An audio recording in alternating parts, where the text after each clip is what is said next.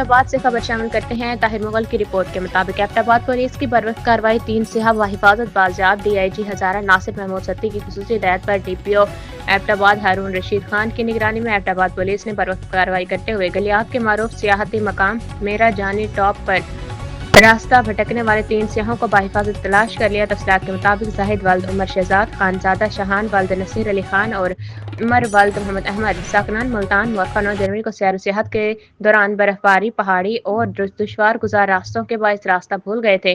اطلاع ملتے ہی ایبٹ آباد پولیس نے فوری سرچ آپریشن شروع کیا اور 2 روز کی مسلسل محنت کے بعد تینوں سیاحوں کو یکے بعد دیگرے بحفاظت ڈھونڈ نکالا۔